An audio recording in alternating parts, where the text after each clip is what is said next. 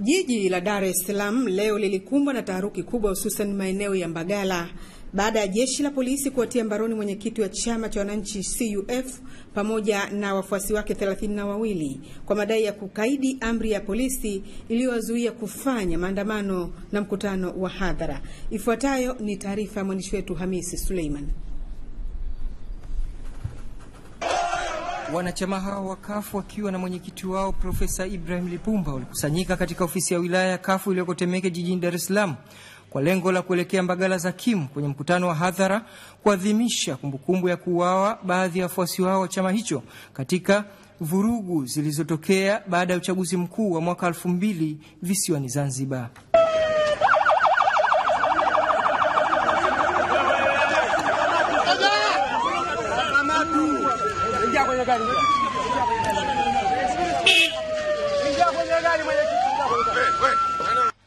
Hali ya hewa ilibadilika ghafla baada ya wafuasi hao wa CUF kufika eneo la Mbagala Mtongani, ambapo askari wa FFU waliziba njia katika mzunguko huo na kumtaka Profesa Lipumba na wafuasi wake kutawanyika na kufanya eneo hilo kugeuka kama uwanja wa vita, wakati wafuasi hao wa CUF walipoanza kutiwa mbaroni na polisi. Hapo mnaambiwa na serikali ya Jamhuri ya Muungano wa Tanzania kutawanyika kwa haraka na amani, lazima tutatumia nguvu.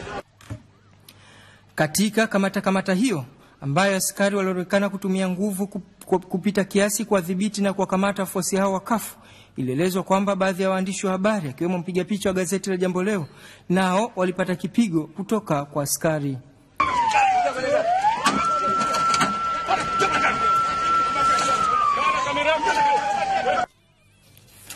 Wafuasi hao pamoja na Profesa Lipumba walifikishwa katika kituo cha polisi jijini Dar es Salaam kama inavyoonekana.